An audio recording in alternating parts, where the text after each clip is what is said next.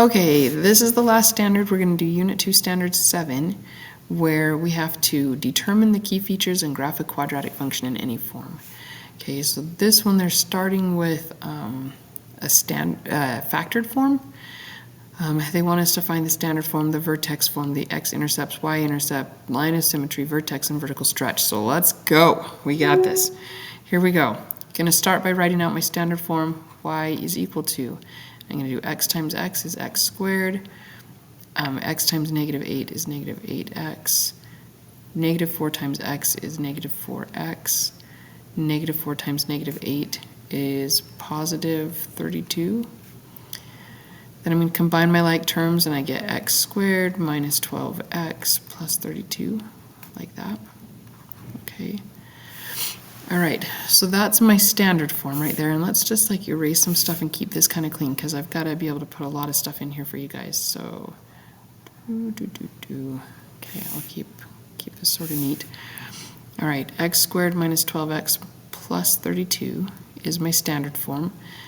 The vertex form, I'm going to start that by doing negative b over 2a, okay, where I am going to write down negative b is negative 12, so the opposite of that is positive 12, over 2 times 1, a is 1, so that's equal to 6. Okay, and I'm going to write that down. This is part of my vertex. This is h. This is equal to h. Negative b over 2a is equal to h. Okay, and it's the x component of your vertex is what h is. Okay, so because that's an x component, I can throw that in for all my x's and find my y component, which happens to be k, which is this part of the vertex. Okay, so we're going to do 6 squared minus 12 times 6 plus 32. Okay, you can grab your calculator at this point and just throw it in there. I'm going to just do this by hand, I guess. 72 plus 32. I've got a positive 68 minus 72. That's equal to negative 4. Negative 4. Okay, so k is negative 4. H is 6. Okay, again, you find the h by using negative b over 2a. You put whatever that number is, that number that you find, you put it back into the formula for all of your x's. Solve that and it will give you k. All right, so let me go ahead and erase some of this stuff. And we'll keep moving forward because now we're going to write out the vertex form. So f of x is equal to, and remember that the standard formula for the vertex form is f of x is equal to ax minus h squared plus k.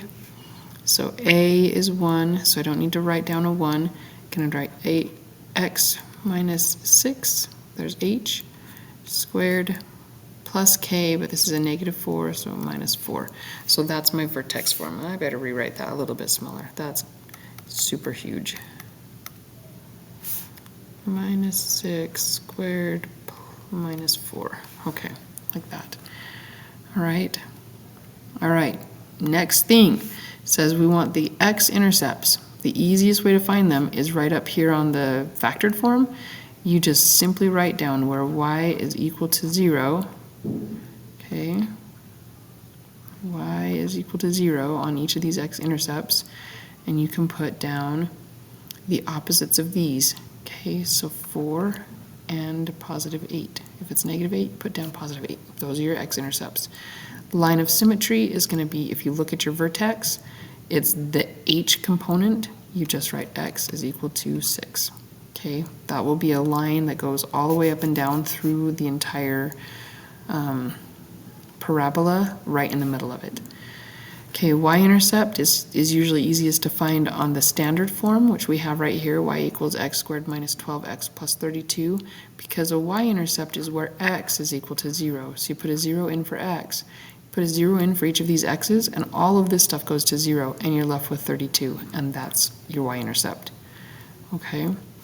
The vertical stretch is found on any of the forms. It would be right here on the vertex form. It would be right, it would be right here on the factored form. Okay, but the vertical stretch is going to be A. And that is, in this case, it's 1 on all of these. 1, 1, 1. Okay, so the vertical stretch is 1. And now we need to graph this. So let's put some graph lines in here. And like this, it's not perfect, but we'll go with it. Okay, first let's put our vertex in. It's positive 6, 1, 2, 3, 4, 5, 6, negative 4, 1, 2, 3, 4. Here's our vertex. I better put this in here. The stretch is 1, so over 1, up 1. Okay, we can also plot, let me get a different color so we can see it. We can plot our x-intercepts, which is 4, 1, 2, 3, 4, and 0, and 8 and 0. Okay, we can plot our y-intercept, which is clear off the page up here somewhere. It's at 32, 0, 32. And now we can just put our lines in like this. Okay, and that is our graph. That's it. Guys, that's the whole standard 7. And it's just kind of fun. It's kind of exciting that we know how to do all of this stuff now. If you guys need more help than this, let me know. I'm going to go ahead and show you my open math. A couple of things that might help you on this one. Okay, so here's one right here that says identify the y-intercept, the x-intercepts, the vertex, and then graph. Y equals x squared minus 4x plus 3. So the first thing they want you to do is to write this in factored form. So we're going to do that really fast. Okay, so y equals x squared minus 4x plus 3.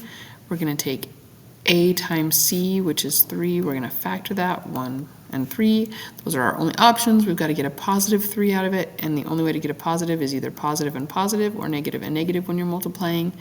Okay, so we are going to do, but we need to get to a negative 4, so we're going to do negative and negative, and that will be our factored form. So it will be y equals x minus 1, x minus 3. Okay. Again, we have to multiply to get to positive 3, add to get to negative 4, okay, to pick these numbers out. Okay, so that will be, and I'm just going to check them as we go along, I guess. That way I don't need to type them all in. X minus 3, x minus 1, looking good. Okay, the y-intercept then is going to be where x is equal to 0. They're already giving you that part. And where x is equal to 0, y is equal to 3. Okay, if you use this standard form right here, you just plug zeros in for the x's and these parts go away. And then 3 is left over, so we're going to go 3. Check that, it is 3. The x-intercepts, it's easy to find those when you've got the factored form because you can just look at these and find out what will make this whole equation go to 0 because the x-intercepts have 0 as the y on all of them.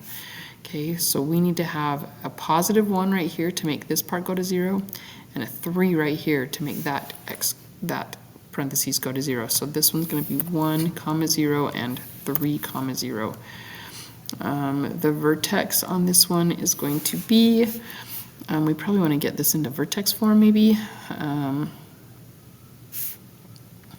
So if we have, I'm going to write this down again, x squared minus 4x plus 3. I'm going to do negative b over 2a. Okay, negative b is 4 over 2 times a, which is 1, sorry, 2 times 1, which is equal to 2. 4 divided by 2 is 2. And and let's see, 2 divided by 2. Okay, so this is equal to h. So our vertex is 2. Right here would be 2. Let's see if I can get it to let me use it. 2, yep.